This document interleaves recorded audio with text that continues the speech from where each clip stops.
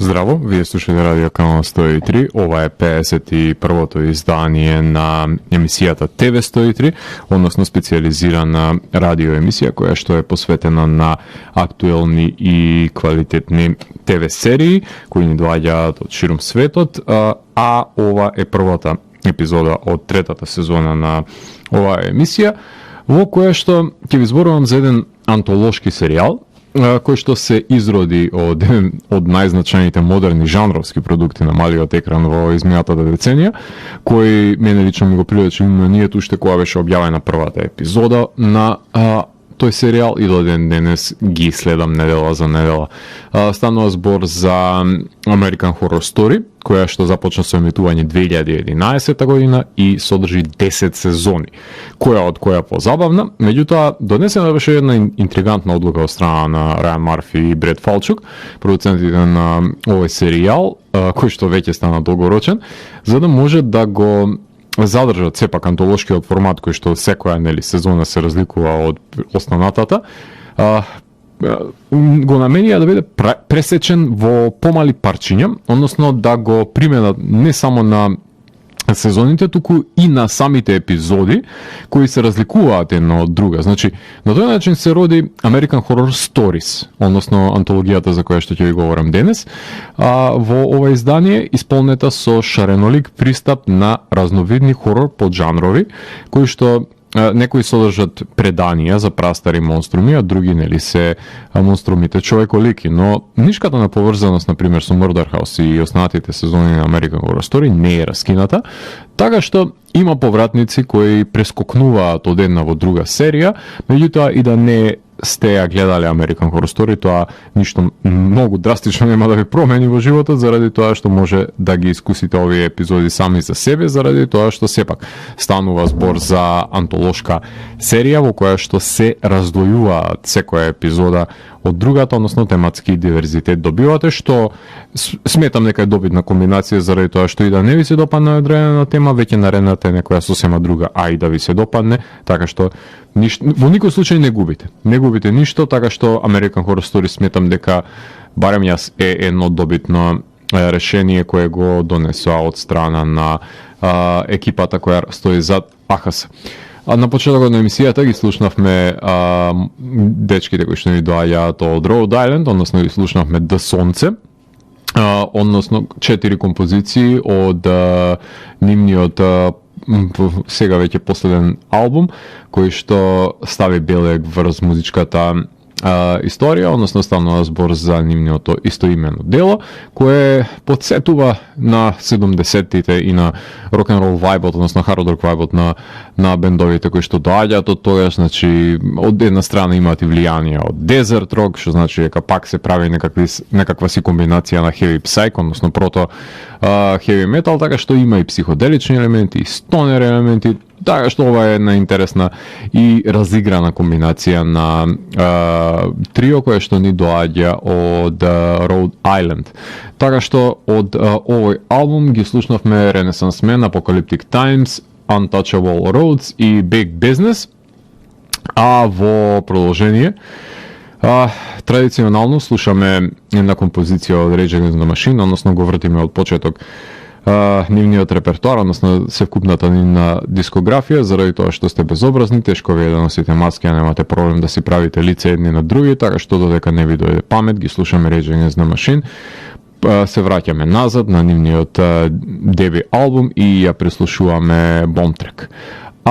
Доколку сакате да дознаете што кријат американските хорор приказни, тогаш вие сте на вистинската фреквенција која планира од сферата помеѓу појавното и имагинарното, кај што се крие еден притаен меѓусвет, нудејќи можности за одгатнување на енигмите на постоењето. Јас сум Златко Јеревски, а вие останете вклучени. Започнува програмата на ТВ 103. Вие слушате Радио Канал 103, ова е 51-то издание на емисијата ТВ 103, посветена на American Horror Stories, која што е американска антолошка ТВ серија, создадена од страна на Рајан Марфи и Бред Фалчук, која представува своевиден спин-оф на American Horror Story, да нема некаква си забуна, со оглед на тоа што моментално е во тек и 10-та сезона на American Horror Story, така што ова е комплетирана стори се комплетирани и затоа чекав да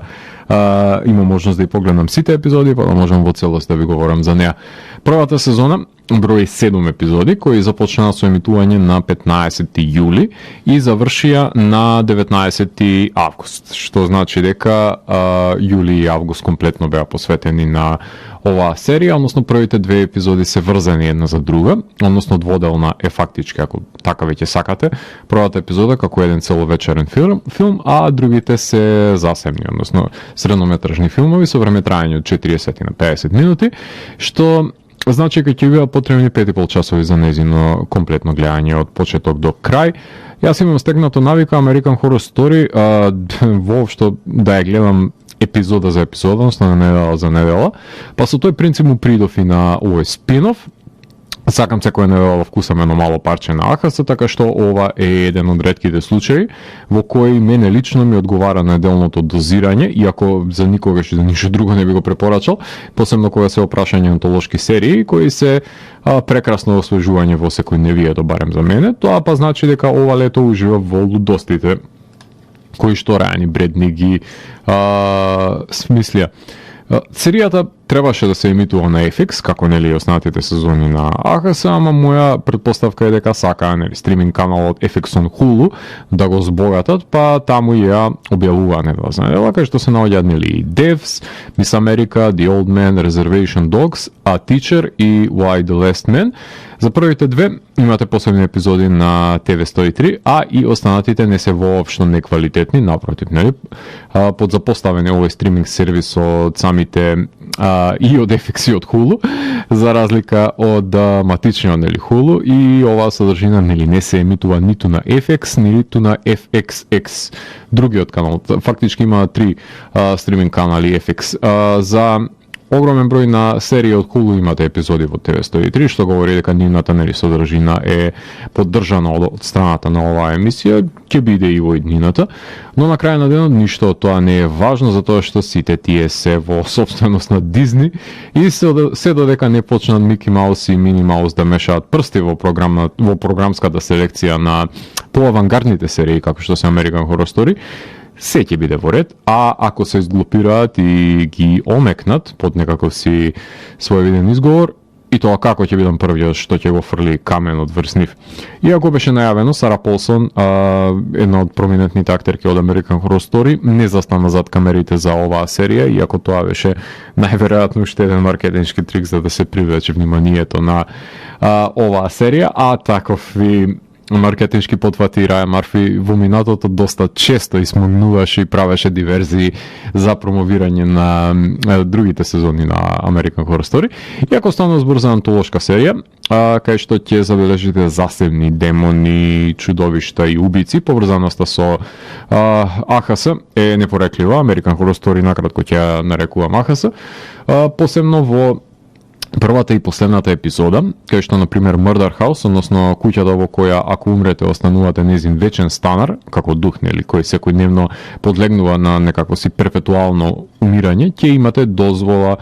да излезете на надвор, нели, од имотот и да прошетате исклучиво на Хелоуин. Така што овој концепт на АХС се почитува и во оваа сезона, кај што куќата е легитимно здание и духовите се уште роварат низ неа, како што нели можеме да забележиме и во American Horror Story. Постмодернизмот допушта во последната епизода самите серии на American Horror Story да се легитимни поставки во овој свет, со тоа што се подлога за видеоигра за бегство на ликовите од Murder House. Така што ако сте лојален фан на сите сезони, ќе бидете подсетени на фамозните маски и убици. А ако не сте, никому ништо не губите, пак ќе умрат ликовите штом стапнат во проколнатата куќа. Човечката алчност, свирепоста, ароганцијата, самолюбието, подлоста, непочита, манипулацијата на другите, ненаситноста по лајкови, тврдоглавоста, значи посегнување по тоа што не е твое, како и љубов условена со егоизам, се карактеристики кон кои аспирираат фаличните ликови во серијата, кои на овој начин се доближуваат до едно живото одземачко сечило, ако може така да го наречем, односно се доближува до крајот на нивното постоење баш поради нивните свирепи одлуки. Танчерката Тори Кей Херис можеме да ја забележиме под BDSM костумот од кожа на самиот плакат, кој беше носен од машко во American Horror Story, меѓутоа овој пат се прилепува на женска силуета, што воопшто не ми пречи, напротив е една убава деконструкција и на самиот поим на овој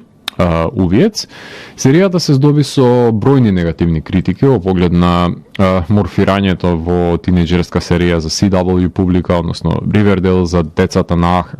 American Horror Story фановите, се рециклира Murder House до некаде, не баре предигра за новата сезона на АХС која што е во тек, например, моментално. Ова се квалификации на фановите, не на критичарите, да не настане забуна. Меѓутоа живееме денес во време во кое полесно е да се плука на нешто отколку да се ценат квалитетите кои што ги нуди и што еден го фрли каменот, многу лесно е другите да го земат тоа како изговори да ги фрлат нивните. Гледачите сметаат дека се истрошени со идеи од American Horror Story и сега ги напаѓаат на секој можен начин, ама Рајан и Бред се пргави и нема да дозволат франшизата да им умре во нивните раце. Јас не сум македонски деген да ги кривам зашто се промениле или па зашто не се промениле. Значи секоја нова итерација што ќе ми ја сервираат, ќе ја изедам. Започнав и 10-тата сезона да ја гледам и окей сум со тој вампиризам во облик на пилула кој е потребен за креативните нагони на писателите да се ангажираат. Така што имаат интригантни начини како да го задржат моето внимание и секоја сцена да ме наградат со специјален ефект, што јас сум им благодарен за сите овие 10 сезони. Само да ја посетам, подосадно нешто од Freak Show, ако не се лажам беше 4-та сезона, може би грешам, никогаш не успеале нели да снимаат нешто толку досадно од American Horror Story, така што овој концепт мене ми работи, затоа што јас знам како и кога да ги гледам овие епизоди. Епизодите не се бинџаат, тоа веќе ви го напоменав, значи немаат некоја си длабока поврзана со ликовите и нема своја голема арка, туку ја поземуваат постоечката веќе на American Horror Story, што мене не ми пречи, заради тоа што Murder House е една од моите најомилени сезони на American Horror Story и секое навраќање во куќата мене ми буди пријатни спомени, така што јас немам никаков проблем со тоа условно кажано рециклирање на идејата за Murder House, што па од една страна и легитимен постмодерен чинител кој нели потполно го оправдувам на кој начин се реферираат во контекст на игрите на последната епизода од American Horror Story. Значи треба да има млади ликови кои ќе ја носат серијата, нема тоа Джесика Ленк или Сара Полсон да биде во иднина, како што нели треба да има нови млади во Scream 4 и во Scream 5 или па можеби таму е дозволен тој потфат. Не знам, тука веќе имаме двојни аршини, нели ајде едно да расчистиме веќе еднаш за секогаш. American Horror Story од првата епизода има еден кич фактор кој ако ви се допадне ќе го прифатите тоа флембојанство кое што Марфи го има и ќе се навикнете на неговата крволочна бурлеска и поимање на хорор тропите низ негова призма, што мене воопшто што нешто повторувам не ми пречи. Напротив, сакам да видам крв на секоја завршница на сцена, која што ја вметнува уште од American Horror Story па и во новиот антолошки пристап, а Рајан тоа ми го нуди поради тоа јас сум му вечно благодарен. Нели се сеќавам дека толку анемични стана еден период хорор филмовите, што искрено неколку пати сум коментирал и во Дансе Макабра дека American Horror Story имаше специјални ефекти и крв многу повеќе од останатите хорор филмови кои што се снимаат во денешницата. Така што таа негова прекумерност се разбира дека ја има и тука, и ако не сте склони на незино поимање, сте најбале, буквално. Не ви е серијата крива за ништо, проблемот дефинитивно е во вас и на тоа што вие едноставно не сте компатибилни ни со други, не ви одговара неговиот пристап на прекумерност која што тој ја употребува, нели, ако сакате суптилност, Рајан Марфи не е човекот кој што може да ви ја обезбеди таа суптилност, едноставно си го глорифицира насилството на свој начин како што знае и уме, едноставно си ужива во таа екстраваганца која што ја прикажува со помош на специјалните ефекти. кому му се допаѓа, во ред, кому не му се допаѓа, едноставно тоа говори дека не се створени едни за други. American Horror Stories е збирка омнибус од 40 минутни кратки филмови и како такви треба да ги гледате засебно. Ако ја согледате таа поделеност, нема да видите мака со American Horror Stories, напротив, ќе ве загрее повеќе за доаѓањето на новата сезона на Акаса, нели? Секоја епизода има своја специфична најава, а најавите на American Horror Stories се едни од најдобрите во историјата на американските ТВ серии. Значи, таа монтажа што ја има е многу впечатлива и директно се насочува за одредени символи и елементи кои што би ги забележале во текот на сезоната. Меѓутоа, секоја епизода има засебна анимација, односно засебна монтажа како почеток. Значи, секоја сезона на American Horror Story. Тоа значи дека American Horror Story секоја епизода добивате засебно парче на анимација која се одвестува на самиот поджанр. Така што не знам дали сте свесни што добивате всушност. Тоа се 6 прекрасни, фактички, пошто се повторува на втората, 6 прекрасни монтажи кои што се засебни и отвараат American Horror Story. Само монтажата на почетокот е доволно за да ве заинтригира се, ама понатаму тоа што следува, тоа го оставам на вас да си пресудите. Меѓутоа, со оглед на тоа што станува збор за антолошка серија, имам принцип на работа во ТВ 103, кога се антолошки серии во прашање да применувам на епизода во анализата, затоа што кога е една наративна структура одредена, со линеарна нишка начин на действие, тогаш веќе преминувам на анализа на самите ликови, меѓутоа не се повторуваат тука ликовите, така што мора да се иде на другиот концепт на епизода по епизода, така што у наредниот сегмент ќе ви говорам за првата половина на American Horror Stories, а за крај чуваме последните епизоди. Меѓутоа, тука можеме да направиме една кратка музичка пауза и во продолжение да ги слушнеме King Weed со неколку композиции кои што ни доаѓаат од Smoking Land Part 3. За King Weed претпоставувам дека неколку пати сте слушнале во рамки на оваа емисија, со оглед на тоа што и на Дансе Макабре, со оглед на тоа што станува збор за бенд кој што ни доаѓа од Франција, кој има огромен број на изданија на сингл плочи и на EP изданија за себе, така што Smoking Land веќе имаше неколку итерации, така што од овој албум, ако имаме простор и време, се надевам дека ќе може да ја слушнеме Raptors, Mudface, Ghost Rider и The Wind Traces. Така што ги слушаме инструменталните стонер рокери од Франција, Kingweed, и потоа се враќам во етер да ви говорам за првите 4 епизоди од American Horror Stories. Уживајте! Вие слушате Радио Канал 103, ова е 51-то издание на емисијата ТВ 103, посветено на American Horror Stories, односно антолошката спин-офф серија која што се изроди од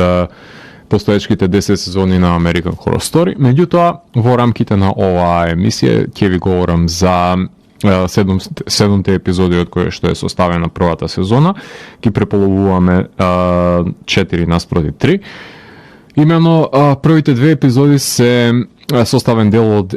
една целина, именувано како Rubber Woman, режирана од Лони Перистере, ТВ режисер на Castle Rock и Warrior. Ја напиша Райан Марфи и Бред Фалчук, продуцентите на серијата. Епизодите во кои Майкл и Трој ги ја купуваат Murder House, односно куќа, проколнатата куќа од American Horror Story, каде што кога ќе умрете останувате да бидете дух и да живеете во незините ѕидови, со цел да ја реновираат и да ги извадат парите од неа како хорор атракција. Нивната ќерка Скарлет Уинслоу, глумена од Сиера Маккормак, која што ја знаеме од The West of Night, инди хорор филмот, си се пали на BDSM, а незините ги родители сакаат отворено да зборуваат за тоа, иако таа баш не милува да говори со нив за незините сексуални пориви кои што ги чувствува кон пријателката Маја, например, глумена од Парис Джексон, која што знаете и како пејачка и актерка од Хебит и од Гринко. која го снима нејзиниот нарав кон неа со цел да го исмее со другарките, прави еден стрим без да знае Скарлет, каде што нејзината афекција кон неа пред се ја изложува на пријателките за да биде исмејана. Скарлет па има своји другарки и ја поканува Маја во нејзиниот подрум, кај што нејзините другарки ќе помогнат да биде масакрирана со помош на кожниот костюм, односно Rubber Woman, како што е и насловот на самата епизода, BDSM костумот, кој што е препознаен на American Horror Story. Во втората епизода па ја забележуваме љубовта на Скарлет, која се развива кон Руби, односно глумено од Каја Гербер,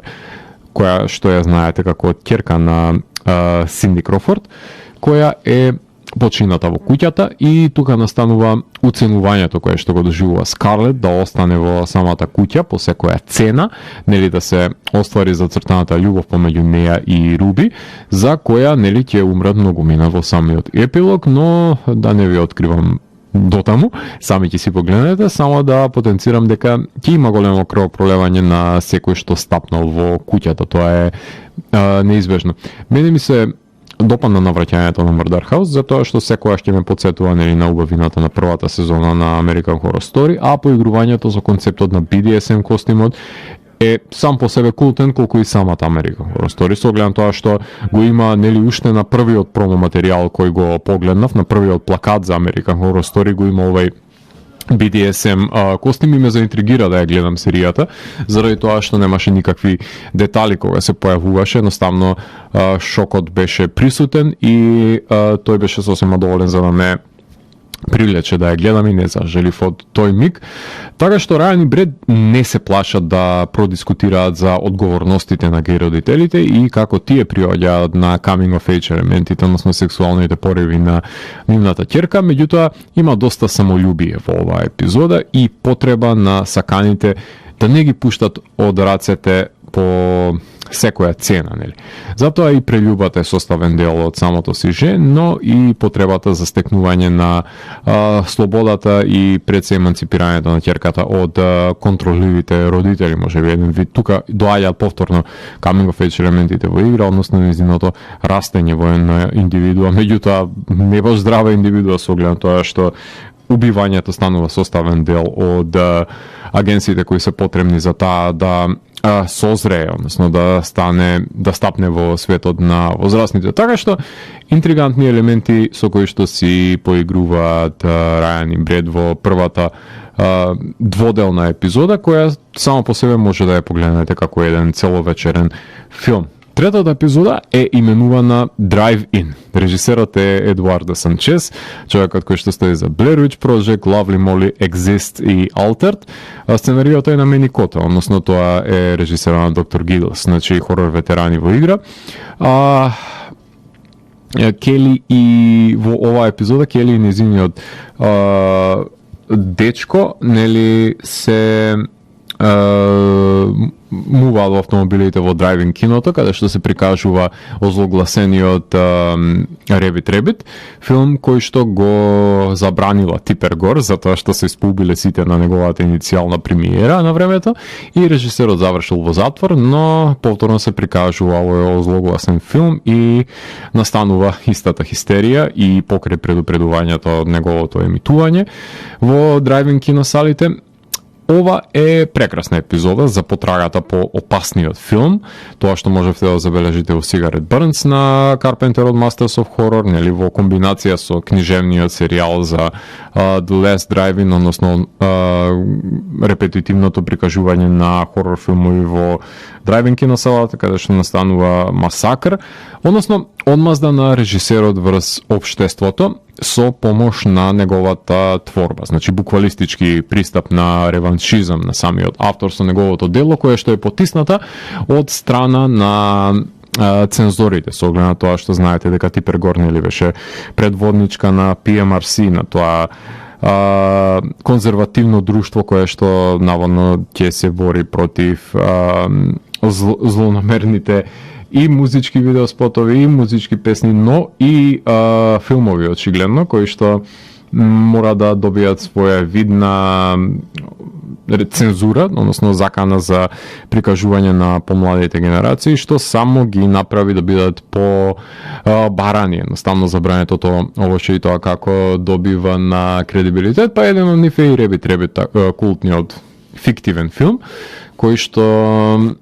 со себе носи огромно крвопролевање, нели? Со себе носи и клетство, се разбира. Одличен концепт на добро познати и пред моќни елементи во самиот жанр, односно цензурата е чекор до хорор жанрот и постојано го притиснува. Епизода која што допира нели до самата забрана за хорор филмови како штета нели предизвикана на популацијата, иако секој сака да го погледне нели забранетото богатство и тоа е само забава во удобноста на својот автомобил и ништо повеќе од тоа. Една од моите најомилени епизоди во серијата и сосема доволно ми е што постои серијата за да ја погледнеме оваа епизода која на крајот на денот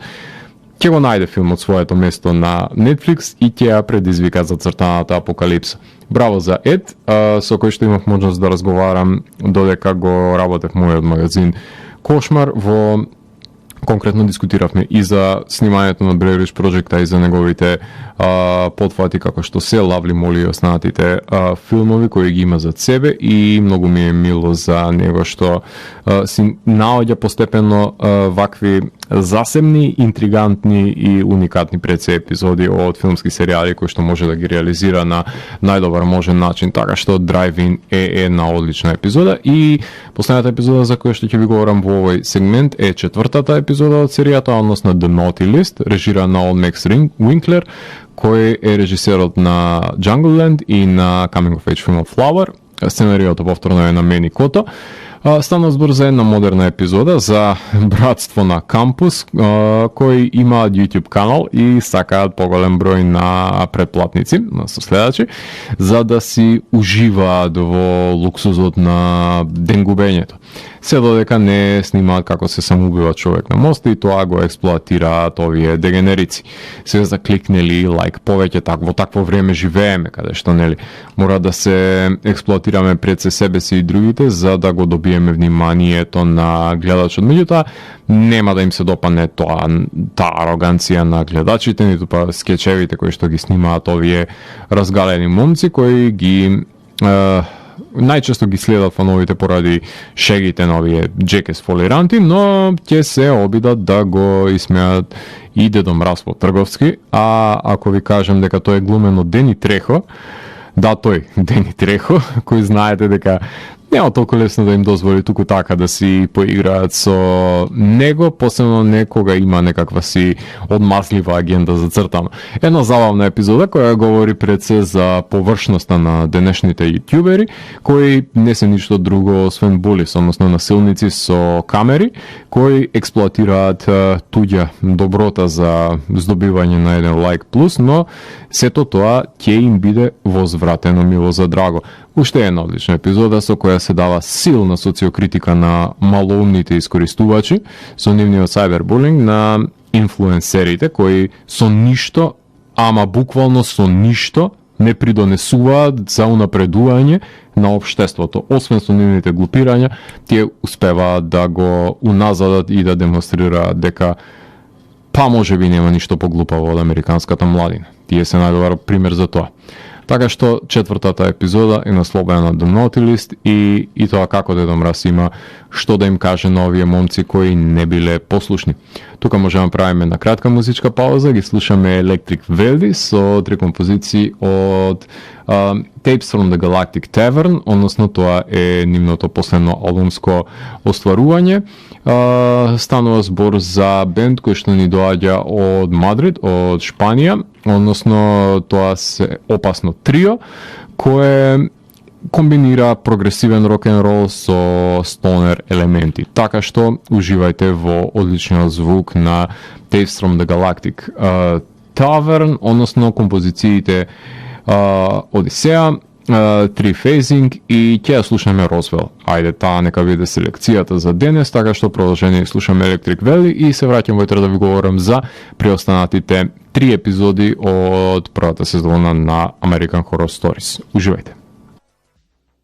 Вие слушате Радио Канал 103, ова е 51-то издание на емисијата TV 103, посветена на American Horror Stories, а за самиот крај сакам да продискутирам за последните, односно за трите епизоди кои што ни преостанаа од 7-те, односно 5-та епизода именувана како Baal, режирана од Санаа Хамри, режисерката на Just Right и спотои на Марая Кери, Ники Минаж и серијата Empire. Сценариото е на Али Адлер и Мани Кото, кој што по трет пат го напоменувам ова емисија како сценарист. По неколку неуспешни обиди за забременување, Лив посегнува по тотем кој го добива во клиниката за плодност, која треба да го стави тотемчето под креветот додека има секс со незиниот партнер и ритуалот се исполнува и таа забременува. Но кога на демонот Баал ќе му се приреди жртва, тој секогаш доаѓа да си го земе своето. И пресвртот на оваа епизода е силен, со подметнувањето на демонот само за да се поигра со свеста и здравиот разум на Лив од страна на неверниот сопруг, да се геслайта, ако повеќе би сакале со тој термин да ја квалификуваме ситуацијата, да се обвинува постојано таа дека е виновна за неуспешноста во забранувањето, иако проблемот тој намерно го пласира, меѓутоа и погрешка да го повикате Баал, тој ќе ви се појави на вратата кога тогаш, нема погрешен повик кон него. Уште една солидна епизода во која слепилото да се има дете комплетно ги занемарува заемните односи на едните родители и под пластичноста на епизодата се крие една крвава разрешница, пресвртот е на место и убаво го крши линеарниот тек во контекст на самиот ритуал кој што е спроведен, первертирајќи ги нели координатите за повторно да се впрегнат во самиот епилог. Една солидна епизода. Шестата епизода е именувано како Feral, односно режирана од Мани Кото, човекот кој што веќе четврт пат го напоменувам во оваа епизода. Тоа е режисерот на култниот доктор Giggles и е сценарист на самата епизода. Крвава пред епизода во која насреде кампувањето им исчезнува детето на родителите што им го нарушува бракот, но таткото Джей никогаш не се откажал од потрагата по него. Во шумата па зема еден познавач на пределот да го однесе во рамките на пространството каде што виреат дилерите на картелите кои си пренесуваат роба низ шумата, сметајќи дека некаде е забележано детето Джейкоб на фотографии, само за да се експлоатира пред се неговиот татко, но како и во епизодата за демонот Баал, тука пресвртот е во контекст на дека измамниците повторно ќе се соочат со надприродното, со кое што решиле нели да си поиграат, иако првичниот крај е кралот на девијаците да ги повика заробениците да му се приклучат, но тука е веќе индоктриниран во канибалците, што го има загубено својот претходен идентитет, како што например и ти кога би паднал во Бронкс, што би рекла Вопи Голдберг, би си ги убил родителите ако слетаат во населбата, заради тоа што веќе се аклиматизирал на начинот на живот во самото мало, и тука новодојденото дете се аклиматизира за потребите на девијаците и станува еден од тоа племе, заборавајќи од каде доаѓа. Истото се случува со Джейкоб, уште една солидна и прилично крвава епизода во шумата со смрдеа на Cannibal Holocaust и голема декорација на мртви осакатени тела. Серијата завршува со седмата епизода, именувана како Game Over, режирана од Лиз Фридлендер, сценарио на Рајан Марфи и Бред Фалчук, со кој што ја завршиме сезоната со едно постмодерно навраќање не само кон Murder House, туку и кон сите сезони на American Horror Story, кои се екзистентни во реалноста која се прикажува во епизодата во која мајката Мишел, глумена од Мерцедес Мейсон, се обидува да креира видеоигра именувано како Escape from Murder House, но незиниот син смета дека нема врска незината игра, затоа што го занемарува пред се значењето и суштината која што има серијата, која е многу добро, со која е многу добро нели се запознаени низините љубители, кој што и тоа е еден од нив. Тоа значи дека мајката ќе мора да одседи во куќата за да согледа што ги мачи пред се заглавените духови во неа, што на мое големо задоволство ќе видиме на плејадан од нив, вклучувајќи го и Дилан Макдермот, кој што имаше една култна улога во првата сезона. Секогаш можело да вклучат повеќе, нели? Тоа ненаситноста моја доаѓа во преден план во поглед на сите убици од куќата, дури има и автореференцијално поигрување со исказот дека Роанок не се допаѓал на Сара Полсон, така што тука се прави и корелација со првиот двоец на епизоди од оваа сезона, кај што нели се повторуваат заљубените ликови на Хелоуин. Епизодата е всушност еден обид на родител да допре до своето дете, ако малце нурнеме подлабоко зад фасадата на хорор жанрот, каде што се крие една нали, и в сам првата епизода, родителската љубов кон нивното чедо, но овој пат детето е револтирано зашто мајката нели го напушта и решава да ја прочисти Murder House низ пламен самото дете со оглед на тоа што мајката решава нели да истражи за што е тоа што ја прави Murder House да биде посебно. Тоа не значи дека нема нели да никне ново проколнато здание на незиното место, така што неунишливи се демоните кои што виреат во неа и е една одлична постмодерна завршница на сето тоа што би представувала Murder House. Се надеваме дека во наредни ќе има пред се наредни сезони, како што е утврдено и најавено од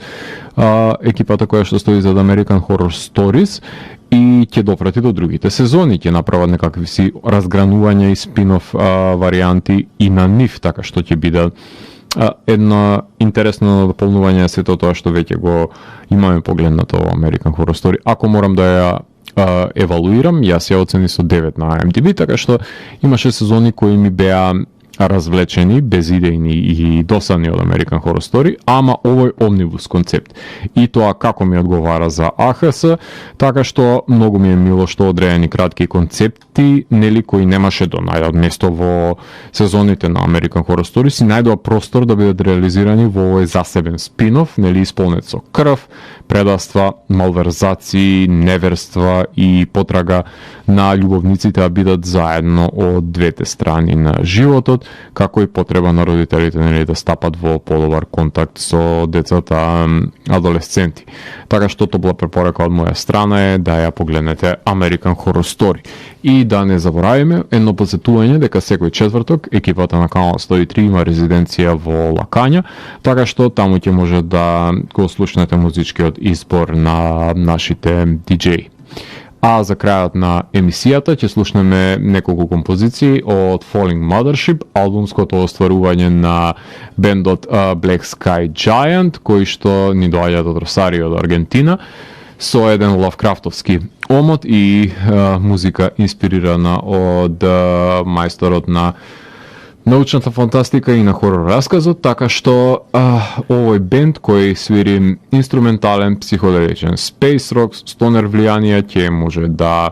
ги слушнете за крај на емисијата, односно доколку имаме време, ќе ги слушнеме композициите Vestiges of a Hard Landing, Beat Riders, Bad Riders се извинувам, и Falling Mothership, односно насловната композиција. Така што за крајот на емисијата ги слушаме Black Sky Giant. Вие го слушавте 51-то издание на емисијата TV103 со Златко Ѓелески, кај што детално ги анализиравме погодностите и недостатоците на